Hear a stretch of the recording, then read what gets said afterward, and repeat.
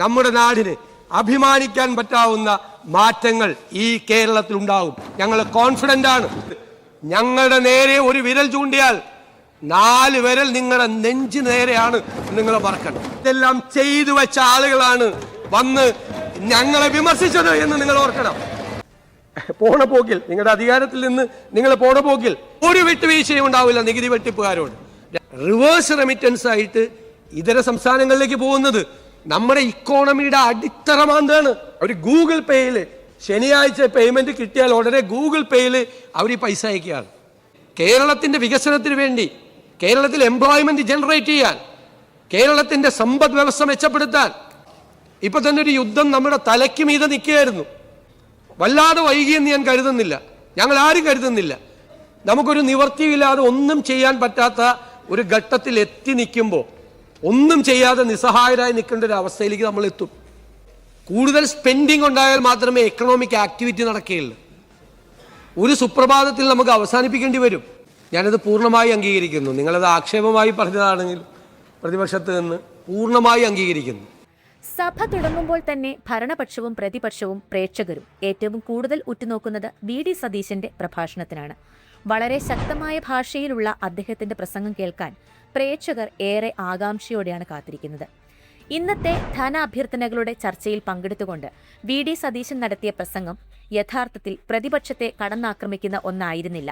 പകരം നമ്മുടെ കേരളം നേരിടുന്ന സാമ്പത്തിക വെല്ലുവിളികൾ എന്തൊക്കെയാണെന്ന് അദ്ദേഹം അക്കമിട്ട് നിരത്തുകയായിരുന്നു. കേരളത്തിൽ കൂടി വരുന്ന അന്യസംസ്ഥാന തൊഴിലാളികളുടെ എണ്ണവും അവരുടെ വരുമാന വിനിയോഗവും കേരളത്തെ എങ്ങനെ ബാധിക്കുന്നുവെന്ന് അദ്ദേഹം വ്യക്തമാക്കുകയുണ്ടായി. കൂടാതെ നികുതി വെട്ടിക്കുന്നവർ യാതൊരുവിധ കരുണയും പ്രതീക്ഷിക്കേണ്ടതില്ലെന്നും അദ്ദേഹം കൂട്ടിച്ചേർത്തു. പ്രസംഗം അവസാനിക്കുന്ന സമയത്ത് പ്രതിപക്ഷം ഉന്നയിച്ച വ്യാജ ആരോപണങ്ങളെയും അദ്ദേഹം എടുത്തു പറയുകയുണ്ടായി. സാധാരണ ജനങ്ങളുടെ പൾസ് അറിയുന്നതായിരുന്നു ഇന്നത്തെ വി.ഡി. സതീശന്റെ സഭയിലെ പ്രസംഗം. വീഡിയോ കാണാം. ഈ ധനാഭ്യർത്ഥനകൾ അംഗീകരിക്കണം, പാസ്സാക്കി തരണമെന്ന് അഭ്യർത്ഥിക്കുകയാണ്. ദീർഘമായ ഒരു പ്രസംഗത്തിനൊന്നും മുതിരുന്നില്ല. വളരെ വിശദമായി നമ്മൾ ബജറ്റ് ചർച്ചയുടെ സമയത്ത് ചർച്ച ചെയ്തതാണ്. സാർ ഇവിടെ പറഞ്ഞത് വ്യത്യസ്തമായ ബജറ്റ് എന്നാണ്. പരമ്പരാഗതമായ രീതിയിൽ നിന്നും കുറേ മാറി ചിന്തിച്ചിട്ടുണ്ട്. ഞാനത് പൂർണ്ണമായി അംഗീകരിക്കുന്നു. നിങ്ങളത് ആക്ഷേപമായി പറഞ്ഞതാണെങ്കിൽ പ്രതിപക്ഷത്ത് നിന്ന് പൂർണ്ണമായി അംഗീകരിക്കുന്നു. ഇവിടെ വ്യവസായ വകുപ്പ് മന്ത്രി വളരെ വ്യക്തമായി പറഞ്ഞു എന്താണ് നമ്മുടെ സ്ഥിതി. നമ്മളിങ്ങനെ പോയാൽ മതിയോ? ഞാൻ കഴിഞ്ഞ ദിവസം പറഞ്ഞു, നമ്മുടെ കുട്ടികൾക്ക് തൊഴിലവസരം കൊടുക്കാൻ പറ്റാത്ത, നമ്മളിപ്പോൾ ചെയ്തുകൊണ്ടിരിക്കുന്ന ഈ ക്ഷേമ പദ്ധതികൾ പോലും ഭാവിയിൽ നിർത്തിവെക്കേണ്ടി വരുന്ന ഒരു പരിതാപകരമായൊരു അന്തരീക്ഷത്തിലേക്ക് നമുക്ക് പോകും. നമുക്ക് ഇപ്പോൾ ചെയ്യുന്ന ഒരു വെൽഫെയർ ആക്ടിവിറ്റിയും നമുക്ക് മെയിൻറ്റെയിൻ ചെയ്യാൻ പറ്റില്ല. ഒരു സുപ്രഭാതത്തിൽ നമുക്ക് അവസാനിപ്പിക്കേണ്ടി വരും. നമുക്കതിനുള്ള പണമില്ലാതെ വരും. നമ്മൾ പണം കടമെടുത്ത് അതിൻ്റെ പലിശ കൊടുത്ത് ആ പലിശ എല്ലാം കൊടുത്തു കഴിയുമ്പോൾ നമുക്കൊന്നും ചെയ്യാനില്ലാത്തൊരവസ്ഥ വരും. ആ പലിശയുടെ നിരക്ക് കൂടിക്കൊണ്ടിരിക്കുകയാണ്. ഈ 77% ടോട്ടൽ ഇൻകത്തിൻ്റെ 77% കമ്മിറ്റഡ് എക്സ്പെൻഡിച്ചറാണ് എന്ന് പറയുന്ന സ്ഥിതിവിശേഷം വളരെ ഭയാനകമായൊരു സ്ഥിതിവിശേഷമാണ്. പിന്നീട് നമുക്ക് ഒന്നും ചെയ്യാൻ പറ്റാത്തൊരവസ്ഥയിലേക്ക് പോവുകയാണ്. നമ്മൾ വെൽഫെയർ ആക്ടിവിറ്റീസ് ചെയ്യുന്നുണ്ട്, മറ്റു പല സംസ്ഥാനങ്ങളെക്കാൾ ചെയ്യുന്നുണ്ട്, നമുക്കതിൽ അഭിമാനമുണ്ട്. പക്ഷേ ആ അഭിമാനം ഉണ്ടാക്കിയിരിക്കുന്ന ഒരു സ്ഥിതിവിശേഷം കൊണ്ട് ഇത് മെയിൻറ്റെയിൻ ചെയ്ത് മുമ്പോട്ട് പോകണ്ടേ? കൂടുതൽ കാര്യങ്ങൾ ചെയ്യേണ്ടി വരും. ഇപ്പോൾ നേരത്തെ പറഞ്ഞതുപോലെ സീനിയർ സിറ്റിസൺസിൻ്റെ വകുപ്പുണ്ടാക്കി. പ്രായമായവരുടെ എണ്ണം കേരളത്തിൽ വർദ്ധിച്ചുകൊണ്ടിരിക്കുകയാണ്. ആയുർദൈർഘ്യം വർദ്ധിച്ചുകൊണ്ടിരിക്കുകയാണ്. 80 വയസ്സ് കഴിഞ്ഞും 90 വയസ്സ് കഴിഞ്ഞും ഉള്ളവരെ പ്രൊട്ടക്റ്റ് ചെയ്യാൻ വേണ്ടിയിട്ടുള്ള പുതിയ സംരംഭങ്ങൾ നമുക്ക് ആരംഭിക്കേണ്ടി വരുന്നു. കൂടുതൽ ബാധ്യതകൾ നമ്മുടെ ഇക്കോണമിയുടെ മീതെ വരികയാണ്. അപ്പോൾ എന്താണ് സമ്പദ് വ്യവസ്ഥ? ഈ നിലവിലുള്ള ഒരു സമ്പദ് വ്യവസ്ഥ ദീർഘകാലത്തേക്ക് നിലനിൽക്കുന്നതല്ല. ഇതിൽ അടിസ്ഥാനപരമായ മാറ്റം വേണം. നമ്മൾ പറയില്ലേ സാറേ, ഈ എക്കോണമി സ്തംഭിക്കുമ്പോൾ ലോകത്തിൻ്റെ ചരിത്രം നമ്മൾ പരിശോധിച്ചു കഴിഞ്ഞാൽ ലോകത്തിലെ പല രാജ്യങ്ങളിലുണ്ടായിട്ടുണ്ട്. 1930 ഗ്രേറ്റ് ഡിപ്രഷൻ എന്ന് പറയുന്നതാണ് ലോകമാദ്യമായി കണ്ട ഏറ്റവും വലിയ സാമ്പത്തിക തകർച്ച. അന്ന് അതിൽ നിന്ന് ലോകം കരകയറിയത് പരമ്പരാഗതമായ രീതികൾ അവലംബിച്ചുകൊണ്ടല്ല, പുതിയ രീതികൾ അവലംബിച്ചുകൊണ്ടാണ്. പുതിയ മാറ്റങ്ങൾ ലോകത്ത് ഇക്കോണമിയിൽ ഉണ്ടാക്കിക്കൊണ്ടാണ്. അങ്ങനെയാണ് കെയ്നീഷ്യൻ തിയറി വന്നത്. ഗവൺമെൻറ് സ്പെൻഡ് ചെയ്യണം, കൂടുതൽ ആളുകൾ സ്പെൻഡ് ചെയ്യണം. മാർക്കറ്റിൽ കൂടുതൽ ആളുകൾ സ്പെൻഡ് ചെയ്യണം. കൂടുതൽ സ്പെൻഡിങ് ഉണ്ടായാൽ മാത്രമേ എക്കണോമിക് ആക്ടിവിറ്റി നടക്കുകയുള്ളൂ. സ്പെൻഡ് ചെയ്യാൻ സർക്കാരിൻ്റെ കയ്യിൽ പൈസ ഇല്ല, പണം കുറവാണ്, കുറഞ്ഞു വരികയാണ്. സ്പെൻഡ് ചെയ്യാനുള്ള എമൗണ്ട് കണ്ടില്ലേ, ക്യാപിറ്റൽ എക്സ്പെൻഡിച്ചർ 1.3% നിൽക്കുകയാണ്. 1.3%, ലോവസ്റ്റ് ഇൻ ദ കൺട്രി, ഏറ്റവും കുറവായി നിൽക്കുകയാണ്. അത് ആ 1.3യിൽ നിന്ന് അതിൻ്റെ താഴേക്ക് പോയാലോ ഏത് ഘട്ടത്തിലേക്കാണ് നമ്മൾ പോകുന്നത് എന്ന് നമ്മൾ അറിയണം. കടത്തിൻ്റെ റേഷ്യോ, GSDPയുടെയും കടത്തിൻ്റെയും റേഷ്യോ കൂടുന്നു. കടത്തിൻ്റെ എമൗണ്ടിനെ കുറിച്ചൊന്നും ഞാൻ പറയുന്നില്ല. GSDPയും ഡെറ്റും തമ്മിലുള്ള റേഷ്യോ കൂടുകയാണ്. ഇതൊരു അപകടകരമായ സ്ഥിതിയാണ്. ഇതിപ്പോൾ നമ്മൾ പരിഹരിച്ചില്ലെങ്കിൽ ഇപ്പോൾ നമ്മൾ രണ്ട് രീതിയാണ് നമ്മുടെ മുമ്പിലുള്ളത്. ഒന്ന്, നമുക്കൊരു നിവർത്തിയില്ലാതെ ഒന്നും ചെയ്യാൻ പറ്റാത്ത ഒരു ഘട്ടത്തിൽ എത്തി നിൽക്കുമ്പോൾ ഒന്നും ചെയ്യാതെ നിസ്സഹായരായി നിൽക്കേണ്ട ഒരു അവസ്ഥയിലേക്ക് നമ്മൾ എത്തും. അതിലധികം വർഷങ്ങൾ വേണ്ട, വിരലിലുണ്ടാവുന്ന വർഷങ്ങൾ മതി നമുക്ക്. കേരളത്തിൻ്റെ സമ്പദ് വ്യവസ്ഥ ഒരു എന്താ നമ്മൾ പറയില്ലേ, വണ്ടി ഓടിച്ചുകൊണ്ടിരിക്കുമ്പോൾ എവിടെയെങ്കിലും പോയി ഇടിച്ചു നിൽക്കും എന്ന് പറയും. ഈ പോക്ക് എവിടെയെങ്കിലും പോയി ഇടിച്ചു നിൽക്കുമ്പോൾ നമുക്കൊന്നും ചെയ്യാൻ പറ്റാത്ത ഒരു ഘട്ടത്തിൽ, അത്യാവശ്യ കാര്യങ്ങൾ പോലും ചെയ്യാൻ പറ്റാത്തൊരു ഘട്ടത്തിലേക്ക് ആ വണ്ടി ഇടിച്ചു നിൽക്കാതെ ആ വണ്ടി അനസ്യൂതം യാത്ര ചെയ്യാൻ വേണ്ടിയിട്ടുള്ള തയ്യാറെടുപ്പുകളാണ്, പ്രിപ്പറേഷൻസ് ആണ് നമ്മൾ നടത്തേണ്ടത്. ഏർലി പ്രിപ്പറേഷൻസ് ആണ് നമ്മൾ നടത്തേണ്ടത്. ഞാൻ ഇപ്പോഴും കരുതുന്നില്ല വല്ലാതെ വൈകി എന്ന് ഞാൻ കരുതുന്നില്ല, ഞങ്ങൾ ആരും കരുതുന്നില്ല. പക്ഷേ ഇനിയും വൈകാൻ നമുക്ക് പാടില്ല. അതുകൊണ്ട് നമുക്ക് വേണം, ശരി, നമ്മൾ നേരത്തെ ഞാൻ സൂചിപ്പിച്ചുകൊണ്ടെന്ന് ആവർത്തിക്കുന്നില്ല, നമുക്ക് ഇൻവെസ്റ്റ്മെന്റ് വേണം. ഇവിടെ പറഞ്ഞല്ലോ വ്യവസായ മന്ത്രി, പണം ഉണ്ടാകണം, ആക്ടിവിറ്റി ഉണ്ടാകണം, ഇക്കണോമിക് ആക്ടിവിറ്റി ഉണ്ടാകണം. അതുകൊണ്ടാണ് ഞങ്ങൾ നേരത്തെ പറഞ്ഞത് റെമിറ്റൻസ് ഇക്കോണമി, അതായിരുന്നു ബാക്ക് ബോൺ എന്ന് അവകാശപ്പെട്ടിരുന്നത്. അവിടെ ജോലി നഷ്ടപ്പെട്ട ആളുകൾ തിരിച്ചു വരുന്ന ഒരു സാഹചര്യം ഏത് ഘട്ടത്തിലുണ്ടാവാം. ഇപ്പൊ തന്നെ ഒരു യുദ്ധം നമ്മുടെ തലയ്ക്ക് മീതെ നിൽക്കുകയായിരുന്നു. എത്ര ബിസിനസ് സ്ഥാപനങ്ങളാണ് തകർന്നത്, അതിൻ്റെ ഇമ്പാക്റ്റ് എന്തായി? ഗ്ലോബൽ വില്ലേജ് ആണ്. ചെറിയൊരു പ്രശ്നം എവിടെയെങ്കിലും ഉണ്ടായാൽ അതിൻ്റെ പരിണതഫലം ഉണ്ടാകും. അവിടെ ഇനിയും കൂടുതൽ ആളുകൾക്ക് ഈ ഗൾഫ് നാടുകളിൽ ജോലിക്കുള്ള അവസരമുണ്ടോ? കുറേ ആളുകൾ തിരിച്ചു വരും, അവരെ നമുക്ക് റീഹാബിലിറ്റേറ്റ് ചെയ്യണം, അവരയക്കുന്ന പണത്തിൻ്റെ തോത് കുറഞ്ഞു വരും. ആ റെമിറ്റൻസ് എക്കോണമിയെ ഇപ്പോൾ തന്നെ നമ്മൾ ഇൻവെസ്റ്റ്മെന്റ് ഇക്കോണമി ആക്കി അതിൻ്റെ ഒരു പെർസെൻറ്റേജ് കേരളത്തിൻ്റെ വികസനത്തിന് വേണ്ടി, കേരളത്തിൽ എംപ്ലോയ്മെന്റ് ജനറേറ്റ് ചെയ്യാൻ, കേരളത്തിൻ്റെ സമ്പദ് വ്യവസ്ഥ മെച്ചപ്പെടുത്താൻ, ഗുണപ്പെടുത്തുന്ന രീതിയിലാണ് നമ്മൾ പറഞ്ഞിരിക്കുന്നത് റെമിറ്റൻസ് ഇക്കോണമി ഈ ഇൻവെസ്റ്റ്മെന്റ് ഇക്കോണമിയായി മാറണമെന്ന്. നമ്മളാരും ഇതുവരെ പരിശോധിക്കാത്തൊരു കാര്യമുണ്ട്. പണം ഉണ്ടാകണമല്ലോ, പണം ഉണ്ടായാലേ ഉള്ളു. കറൻസിയുടെ മാജിക് എന്താണ്? എൻ്റെ കയ്യിൽ നിന്നും നിങ്ങളുടെ കയ്യിലേക്കും, നിങ്ങളുടെ കയ്യിൽ നിന്നും മൂന്നാമൻ്റെ കയ്യിലേക്കും, മറ്റുള്ളവരുടെ കയ്യിലേക്കും കൈമാറ്റം ചെയ്യപ്പെടേണ്ട ഒരു വിനിമയ മാധ്യമമാണ് കറൻസി. ആ കറൻസി ഇല്ലാതായാലോ ലിക്വിഡിറ്റി ക്രഞ്ചാണ്, ആക്ടിവിറ്റി ഇല്ലാതാവും. ആക്ടിവിറ്റികൾ കുറഞ്ഞാൽ ഈ പൈസയുടെ സർക്കുലേഷൻ കുറയും. നമ്മൾ ഈ റെമിറ്റൻസ് എക്കോണമിയെ പറ്റി നമ്മൾ എപ്പോഴും പറയാറുണ്ട്, അവിടെ നിങ്ങളോട് അയക്കുന്ന പണം. നമ്മൾ കേരളം ഇതുവരെ ഞങ്ങൾ പരിശോധിക്കാൻ പോവാണ്. റിവേഴ്സ് റെമിറ്റൻസ് ഉണ്ട് കേരളത്തിൽ, അത്ഭുതപ്പെടുത്തുന്ന തരത്തിൽ. 4 മില്യനും 5 മില്യനും ഇടയിൽ, 40 ലക്ഷത്തിനും 50 ലക്ഷത്തിനും ഇടയിൽ ആളുകൾ വിവിധ സംസ്ഥാനങ്ങളിൽ നിന്ന്, ഇതര സംസ്ഥാനങ്ങളിൽ നിന്നൂടെ ജോലി ചെയ്യുന്നുണ്ട്. സർ, അവര് ആഴ്ചയിൽ ഒരു ദിവസം അവർക്ക് കൂലി കിട്ടുന്നത് ശനിയാഴ്ച. വളരെ കുറച്ച് പൈസയാണ് സ്പെൻഡ് ചെയ്യുന്നത്. ഞാൻ പറഞ്ഞത് മദ്യപിക്കുന്നതിൻ്റെ പൈസ മാത്രമാണ് കാര്യമായിട്ട് സർക്കാരിലേക്ക് വരുന്നത്. അത് കുറച്ച് പെർസെൻറ്റേജാണ് അവരിൽ. ബാക്കിയുള്ളത് അവർ വളരെ ചെലവ് ചുരുക്കിയാണ് ജീവിക്കുന്നത്. അവർ ഗോതമ്പ് പൊടിയും ഉള്ളിയും സവാള പിന്നെ ദാലുമാണ്, പരിപ്പുമാണ് അവർ വാങ്ങിക്കുന്നത്. അറിയാമല്ലോ, പെരുമ്പാവൂർ MLA കൃത്യമായിട്ട് വളരെ കുറച്ച് പൈസ സ്പെൻഡ് ചെയ്യും.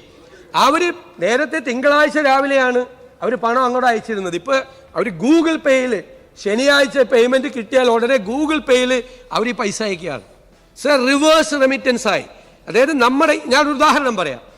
ഒരു 15 കൊല്ലം മുമ്പ് കൊച്ചി നഗരത്തിൽ ഒരു 100 കോടി രൂപയുടെ കെട്ടിടം പണിതാൽ, അല്ലെങ്കിൽ തിരുവനന്തപുരത്ത് 100 കോടി രൂപയുടെ ഒരു കെട്ടിടം പണിതാൽ അതിൽ 40 മുതൽ 50% വരെ പണം ലേബർ ചാർജായി ഈ തിരുവനന്തപുരം നഗരത്തിലും സമീപ പ്രദേശത്തുമുള്ള തൊഴിലാളികളുടെ വീട്ടിലേക്ക് എത്തുമായിരുന്നോ? 40-50 കോടി, 40% to 50% ലേബർ ചാർജ്. ഇപ്പം ആ പണം എങ്ങോട്ടാണ് പോകുന്നത്? ഒറ്റയാളില്ലല്ലോ നമ്മുടെ ആരും, എല്ലാം ഇതര സംസ്ഥാനങ്ങളിൽ വരുന്ന ജീവനക്കാരാണ്.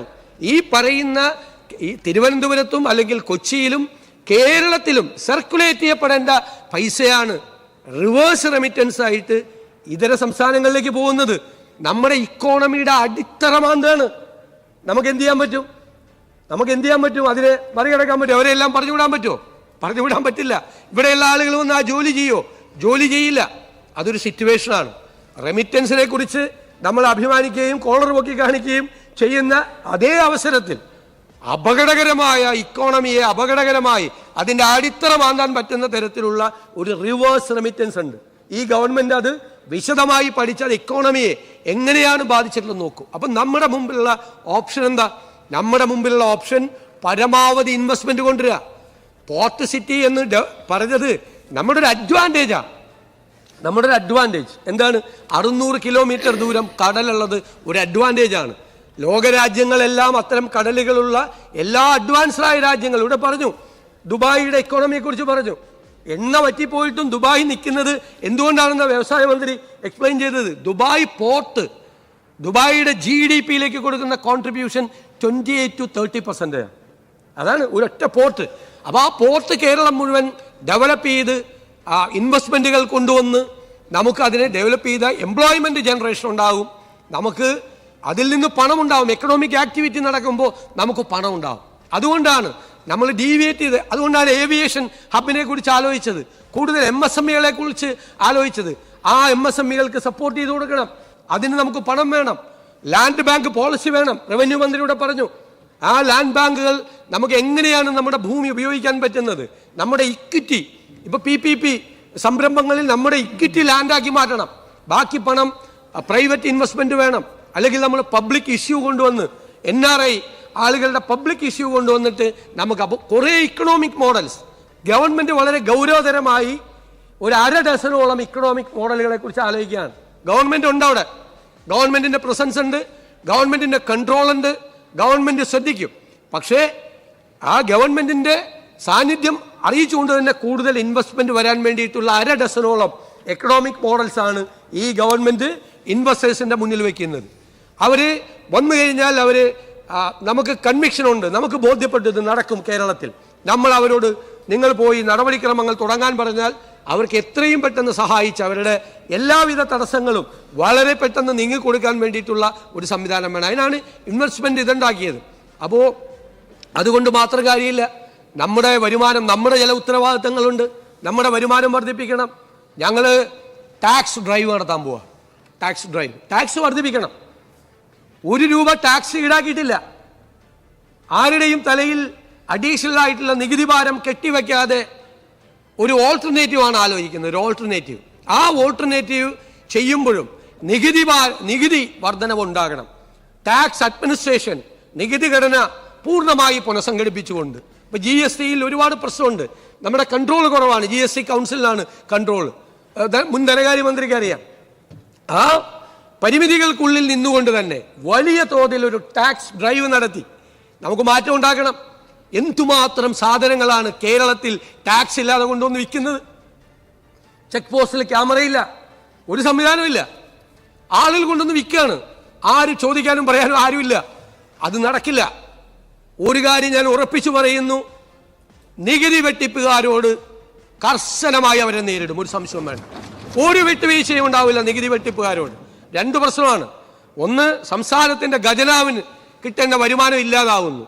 2, ഇവർ കൊണ്ടുവന്ന് ഈ കള്ളക്കച്ചവടം നടത്തുമ്പോൾ, ഞാൻ അതേ വാക്ക് ഉപയോഗിക്കുന്നു, കള്ളക്കച്ചവടം നടത്തുമ്പോൾ കട ഇട്ട് വാടക കൊടുത്ത്, ഇലക്ട്രിസിറ്റി ചാർജ് കൊടുത്ത്, അല്ലേ, വാട്ടർ ചാർജ് കൊടുത്ത്, എംപ്ലോയീസിനെ വെച്ച് അവർക്ക് ശമ്പളം കൊടുത്ത് സർക്കാർ നികുതി കൊടുക്കുന്ന ഒരു ജെനുവിൻ ടാക്സ് പെയർ, അതുപോലുള്ള നിരവധി ആളുകൾ പൂട്ടിപ്പോവുകയാണ്.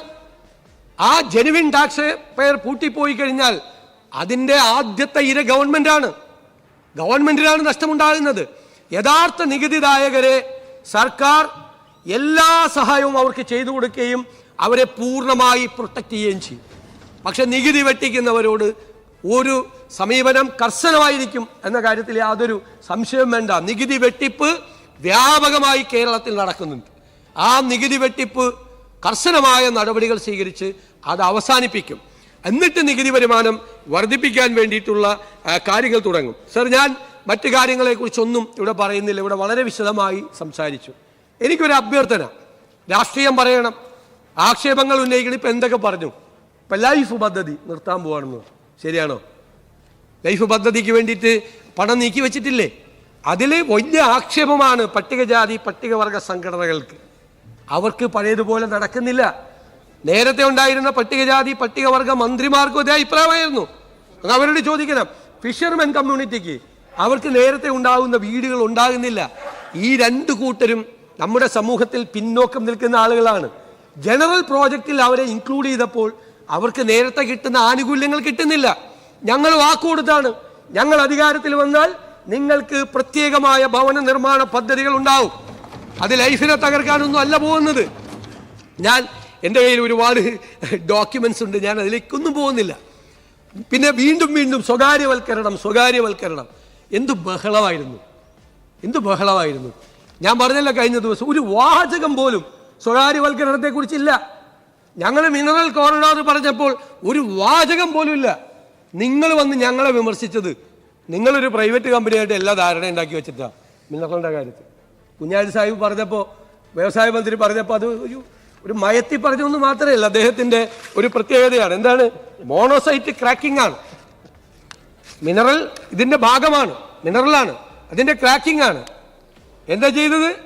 ഞാൻ പറഞ്ഞ കേട്ടോ, 265ാമത് ബോർഡ് മീറ്റിംഗ് KMMLൻ്റെ, കേരള മിനറൽസ് ആൻഡ് മെറ്റൽസിൻ്റെ, that meeting directed to go for open source global tender based on the expression of interest.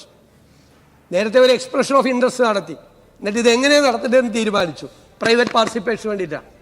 Private participation KMML mineral സെക്ടറിൽ പ്രൈവറ്റ് പാർട്ടിസിപ്പേഷൻ നിങ്ങളുടെ ഗവൺമെൻറ്റാണ് തീരുമാനിച്ചത്.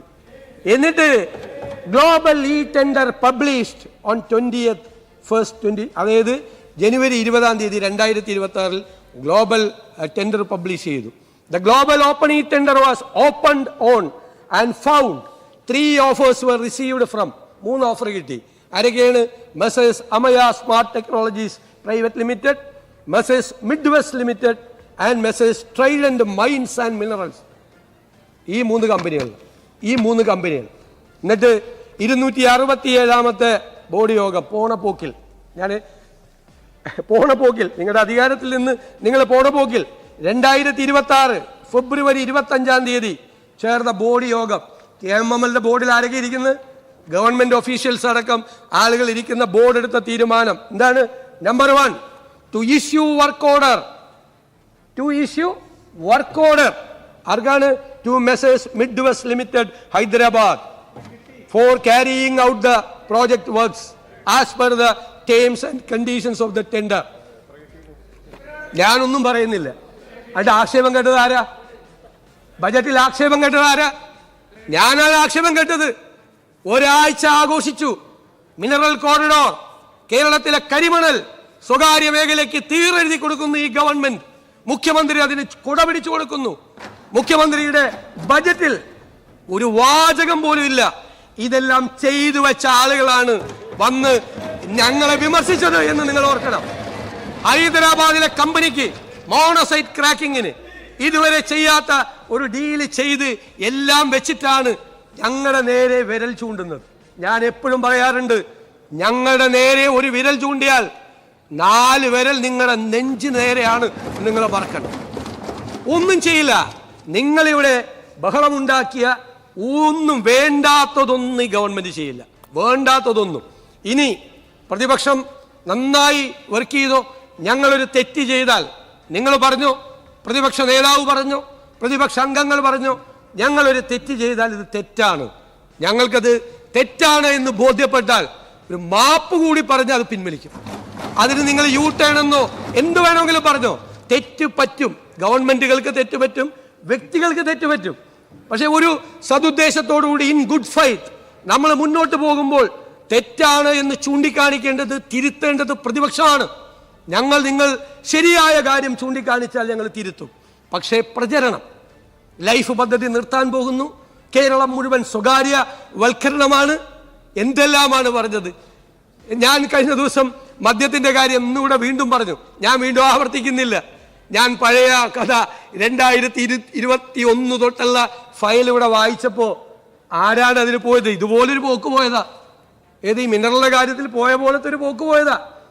എല്ലാം തിരിച്ചടിക്കും. ഞങ്ങൾ ശ്രദ്ധിച്ചേ ചെയ്യുള്ളൂ, വളരെ ശ്രദ്ധിച്ചേ ഞങ്ങൾ ചെയ്യുള്ളൂ. ഞങ്ങൾക്ക് കേരളത്തിന്റെ താല്പര്യത്തിന് വിരുദ്ധമായി ഒന്നും ചെയ്യില്ല, ഒരു വകുപ്പിലും ചെയ്യില്ല, ഒരാളും ചെയ്യില്ല. ഞങ്ങൾ പരസ്പരം കൂടിയാലോചിച്ചും ചർച്ച ചെയ്തും രാഷ്ട്രീയ തീരുമാനമെടുക്കേണ്ടടുത്ത് രാഷ്ട്രീയ തീരുമാനമെടുത്തും ചെയ്യും. നമുക്കെല്ലാവർക്കും ചേർന്ന് നമ്മുടെ കേരളത്തെ രക്ഷിക്കണം. നമ്മൾ കൺവെൻഷനായി പറഞ്ഞു വരുന്ന ചില വാക്കുകൾ ഉപയോഗിച്ച് സർക്കാർ ചെയ്യുന്ന ഈ ബജറ്റിൽ അത്തരം ഒരു പ്രതീക്ഷയോടുകൂടിയാണ് ഈ ബജറ്റിൽ ഒരുപാട് കാര്യങ്ങൾ വെച്ചിരിക്കുന്നത്. മാറ്റമുണ്ടാകും. ഞാൻ നിങ്ങളോട് പറയുന്നു, അടുത്ത 3 മാസം കഴിയുമ്പോൾ മുതൽ എൻ്റെ വാക്കാണ് ഈ സർക്കാരിന് വേണ്ടിയിട്ടുള്ള വാക്കാണ്. ഈ ബജറ്റിൽ പ്രഖ്യാപിച്ചിരിക്കുന്ന പല കാര്യങ്ങൾക്കും ഈ 3 മാസം കഴിയുമ്പോൾ മുതൽ ഇതിൻ്റെ ഡെലിവറി ഉണ്ടാവും, റിസൾട്ട് ഉണ്ടാവും, ഡെലിവറി ഉണ്ടാവും. അതിൻ്റെ പുറകെയാണ് ഈ സഭാ സമ്മേളനം അവസാനിച്ചാൽ ഞങ്ങളെല്ലാം മാറ്റിവെച്ച് ഇതിനു വേണ്ടി പൂർണ്ണമായി അർപ്പിച്ച് ഈ പരിപാടികളുമായി മുന്നോട്ട് പോകും. ഓരോ ക്വാർട്ടറും നോക്കിക്കോ, ഓരോ 3 മാസം കഴിയുമ്പോഴും അഭിമാനത്തോടെ നമ്മുടെ നാടിന്, ഞങ്ങൾക്ക് മാത്രമല്ല നമ്മുടെ നാടിന് അഭിമാനിക്കാൻ പറ്റാവുന്ന മാറ്റങ്ങൾ ഈ കേരളത്തിൽ ഉണ്ടാകും. ഞങ്ങൾ കോൺഫിഡൻ്റാണ്. നിങ്ങൾ കൂടി അത്തരം കാര്യങ്ങളിൽ ഒരു ക്രിയാത്മകമായ ഒരു പോസിറ്റീവായിട്ടുള്ള അപ്രോച്ച് ഉണ്ടാകണം എന്ന് മാത്രം വിനയപൂർവ്വം അഭ്യർത്ഥിച്ചുകൊണ്ട് ഞാൻ ഈ ധനാഭ്യർത്ഥനകൾ പാസ്സാക്കി തരണം എന്നാണ്.